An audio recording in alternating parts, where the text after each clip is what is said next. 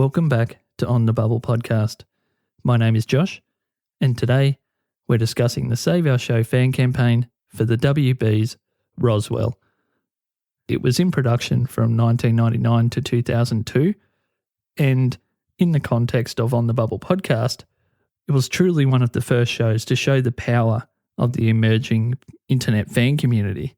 So for all episode resources and any other links that may be mentioned in today's episode, including the quotes which we will be reading, go to onthebubblepodcast.com and look for the Roswell post. Just before we kick off today, today's episode audio was performed predominantly by my friend Rodolfo Gerard, so thank you, Rudy, for that. Now let's talk some Roswell. Quote, Roswell fans added some heat. In 2000, those viewers fearing a first season cancellation of the Tabasco-loving alien teen soap opera rallied for this early example of the power of internet fan communities. Unquote. Quote, organising themselves through the fan site crashdown.com, named for a restaurant in the show, fans sent 3,000 bottles of Tabasco to the WB network execs. While the CEO and the programmers appreciated the sentiment of the hot sauce, they were more impressed by the burgeoning power of the internet to secure viewers and a passionate fan base. And the show was renewed for 2 more seasons. Unquote.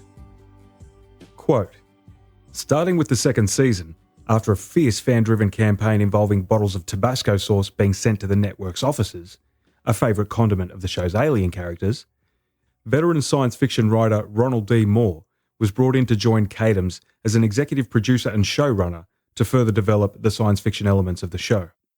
Unquote. Quote, absolutely keep it up. I'll tell you, the campaigning that they have done from the first 2 seasons, I really do think is responsible for the show coming back. Unquote. Quote, it makes me feel really honoured to be part of something that got that going. I think it's one of the most moving things about my involvement in the show, and I'm blown away by that. Unquote. Thank you again to Rudy for reading those particular quotes.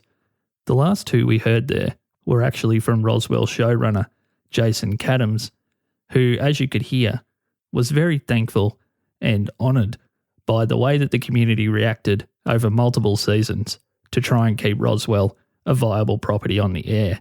So, one final production note that I found really interesting, and it will actually play into a future episode of On the Bubble podcast.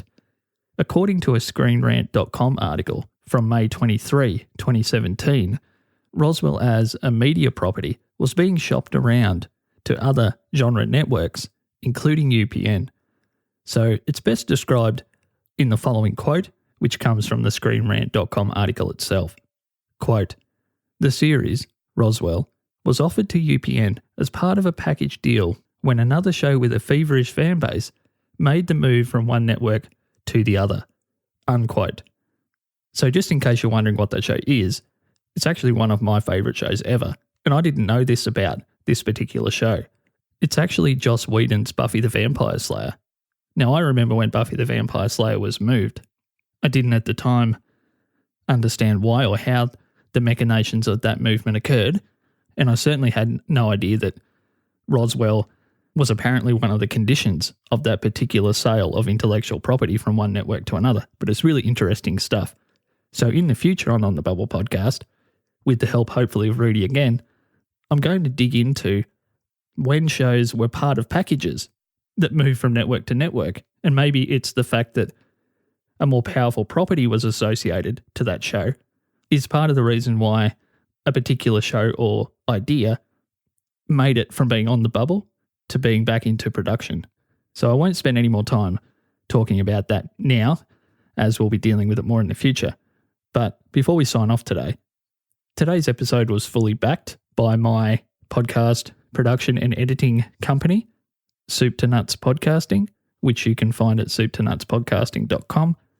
And if you have a podcast or an audio project that you're working on already or an idea for the future and you think maybe you might want some help with your editing, check out souptonutspodcasting.com. And we're also donating a percentage of any proceeds that we do make to the Albury-Wodonga Cancer Centre, something new in my local community that's really important to the future of regional Australia, at least in my part of the world. And lastly, if you wanted to support On the Bubble podcast and our ongoing efforts here to produce the show and find the time for research and to bring on great voice talent like Rudy, check out patreon.com/jcaldigital. That's the home, I guess, where everything lives, JCal Digital. So I know there's a lot of URLs today. Sorry about that. But yeah, once again, souptonutspodcasting.com if you maybe want someone else to produce your podcast, and patreon.com/jcaldigital is where you can support everything that we're doing here directly. So thank you so much for listening. The next episode, we're going to have a far more detail. Roswell was a little sparse, being a show that was almost a little bit pre the internet boom. So yeah, thanks once again for sharing the show and being part of this community. We really, really appreciate it. Okay, see you later.